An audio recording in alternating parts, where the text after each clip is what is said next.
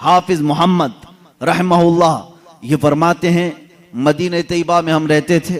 मेरे बाप के पास एक शख्स ने 80 दीनार या 80,000 जो भी है 80 दीनार अमानत के तौर पर रखा, और वो तिजारत की गरज से या फिर किसी काम की गरज से बाहर चला गया, और उसने मेरे बाप से कहा था कि जब मैं आ जाऊं तो मुझे मेरी अमानत वापस कर देना, लेकिन जब तक तेरे पास है चाहे तो तू इस्तेमाल कर लेना।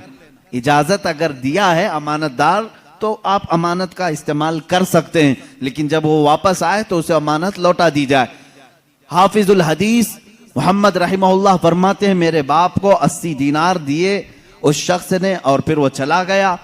मेरे वालिद ने जरूरियात के मुताबिक खर्च कर लिया। उन्होंने सोचा वो लंबा वक्त लगेगा आने के लिए, उसे तकरीबन पूरे 80 दीनार खर्च हो गए।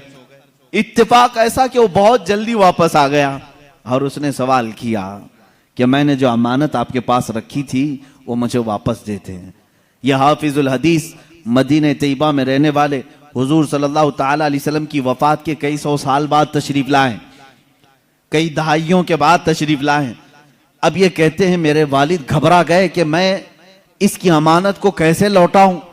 80 दीनार उसी वक्त फौरन ला करके पेश करना ये मामूली बात नहीं थी।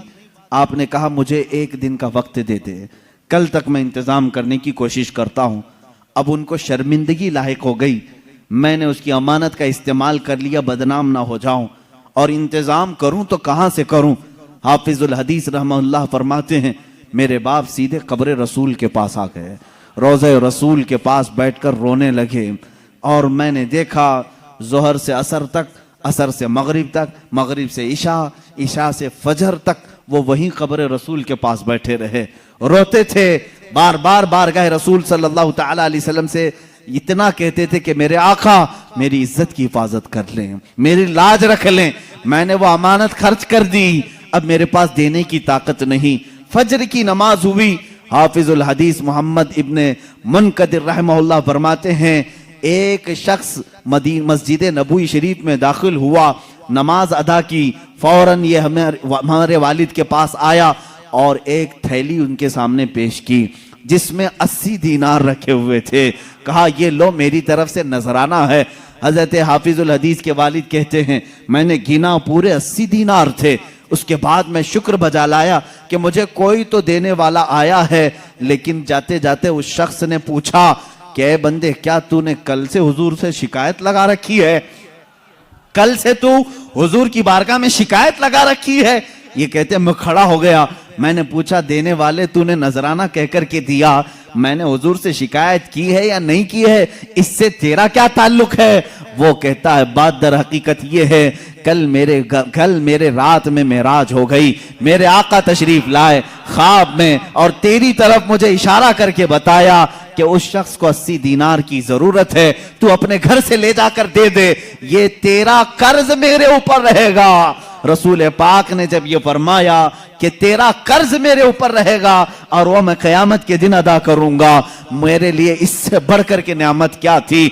ऐ बंदे तू मांगने वाला नहीं, मेरे लिए जन्नत लेकर के आया है, मदीना तैयबा में तू आया है जिसकी वजह से मुझे क़यामत के दिन मेरे आका की शान से इनाम मिलेंगे।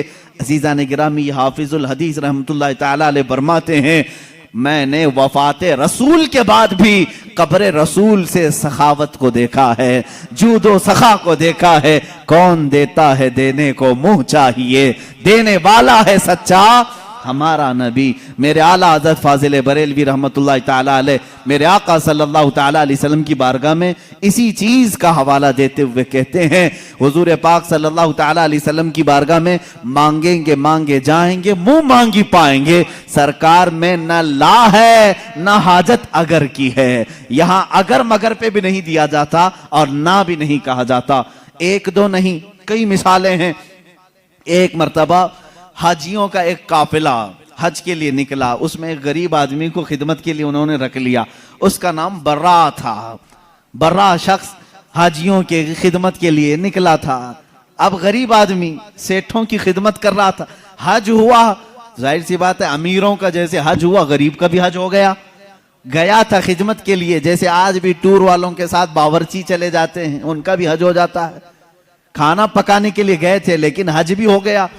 اب حج ہونے کے بعد مدینے آئے تو سارے سیٹھوں نے مل کر اس کا مذاق اڑایا، کہا برا تو طفیلی حج کر لیا، پیسے تو کچھ لگایا نہیں، ہماری خدمت کے لیے آیا اور حج ہو گیا، پتہ نہیں تیرا قبول ہوا بھی کہ نہیں ہوا۔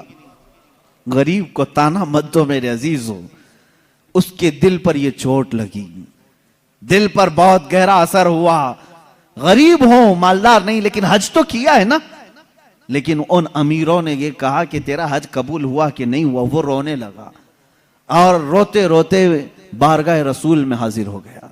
رسول پاک صلی اللہ تعالی علیہ وسلم کی قبر اطہر کے پاس بیٹھا رہا اور روتے روتے ظہر ہو گئی۔ اس نے کہا آقا آپ کی امت کے ایک غریب کو لوگوں نے چھیڑا ہے، کیا آپ کا غریب بے سہارا، بے کس، بے یار و مددگار رہے گا؟ اس کے حج کے متعلق لوگ سوال کر رہے ہیں، پیسے والے سوال کر رہے ہیں۔ دنیا نے دیکھا قبر رسول صلی اللہ تعالی علیہ وسلم کے کنارے سے ایک چٹھی برآمد ہوئی جس پہ لکھا ہوا تھا برا بریء من النار وقبل الحج، برا جہنم سے آزاد ہے، اس کا حج قبول ہو چکا ہے۔ جو لوگ بیان کیے انہوں نے دیکھا، لیکن کسی کو یہ نہیں خبر کہ یہ چٹھی آئی کہاں سے۔ میرے عزیزو، فقہاء، محدثین، علماء، اساتین ملت، سلف صالحین کا عقیدہ یہ تھا یا رسول اللہ تو زندہ ہے واللہ، تو زندہ ہے واللہ، میری چشم عالم سے چھپ جانے والے میرے آقا صلی اللہ تعالی علیہ وسلم آج بھی جود و نوال کے بادشاہ ہیں، سخاوت کے اعلیٰ ترین منصب پر فائز ہیں۔ آج بھی وہ اسی طرح دیتے ہیں جیسے کل دیا کرتے تھے، اور صبح قیامت تک نوازتے رہیں گے۔